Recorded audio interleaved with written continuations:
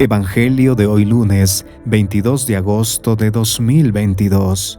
Hoy vamos a revisar el Evangelio de San Mateo, capítulo 23, versículo del 13 al 22. Vamos a iniciar en el nombre del Padre, del Hijo y del Espíritu Santo. Amén. En aquel tiempo, Jesús dijo: «Ay de vosotros, escribas y fariseos hipócritas, que cerráis a los hombres el reino de los cielos. Ni entráis vosotros, ni dejáis entrar a los que quieren. Ay de vosotros, escribas y fariseos hipócritas, que viajáis por tierra y mar para ganar un prosélito, y cuando lo conseguís, lo hacéis digno de la gehenna el doble que vosotros. Ay de vosotros, guías ciegos, que decís: jurar por el templo no obliga, jurar por el oro del templo sí obliga. Necios y ciegos, ¿qué es más, el oro o el templo que consagre el oro? O también jurar por el altar no obliga, jurar por la ofrenda que está en el altar sí obliga. Ciegos, ¿qué es más, la ofrenda o el altar que consagra la ofrenda? Quien jura por el altar, jura por él y por cuanto hay sobre él. Quien jura por el templo, jura por él y por quien habita en él. Quien jura por el cielo, jura por el trono de Dios y también por el que está sentado en él». Palabra del Señor. Gloria a ti, Señor Jesús.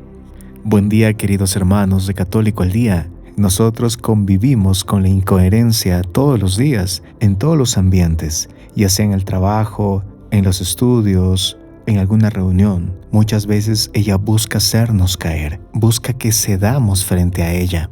¿Y quién en algún momento no ha sido incoherente en su vida, diciendo una cosa y haciendo otra? Y es así que estas incoherencias se van sumando y pueden llegar al punto de la hipocresía, donde a sabiendas de que esto está mal, nosotros seguimos cada día más mintiendo, fallando. En el Evangelio de hoy, el Maestro nuestro Señor se va a referir con palabras fuertes, dirigiéndose a quienes, a los escribas y fariseos, pues en ellos se va a mostrar esa ceguera absoluta del hombre, aquel hombre que ya ha sido colmado por el pecado. También el Señor nos hace una advertencia a todos nosotros, sus discípulos, que estamos expuestos todos los días a poder caer en esto, a estar ciegos y necios, aún así si decimos ser cristianos, aún así si hablemos de Dios. Él nos va a ir mostrando este proceso de la hipocresía con varios ejemplos. Estemos atentos a su advertencia, a su llamada de atención, pues puede también hablarnos a nosotros. Vamos con el primer punto: creyentes con hipocresía. El Evangelio inicia refiriéndose a los fariseos y los escribas. Y aquí viene la pregunta: ¿quiénes eran los fariseos y los escribas?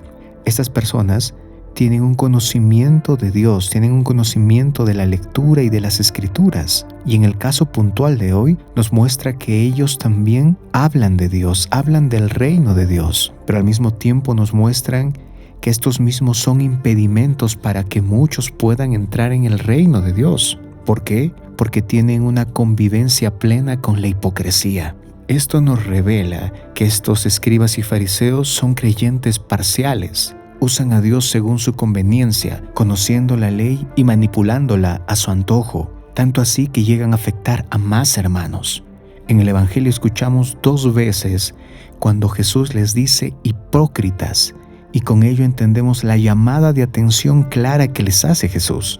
Que no piensen que Dios Padre no ve esto, que estas personas en algún momento serán juzgadas por estos actos y por el daño que hacen a los demás.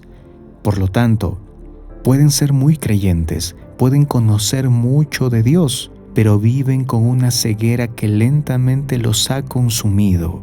¿Y a quién nos referimos? Al pecado y al demonio. El Señor usa esta expresión: «ay de ti», porque nos quiere mostrar que va a haber una consecuencia para los que son así, para los que actúan así, para los que son creyentes cuando solamente les conviene, para los que son creyentes parciales, sin raíz, sin una verdadera comunión con la palabra de Dios y con el mismo Jesucristo. Vamos ahora con el segundo punto: pensar, decir y hacer.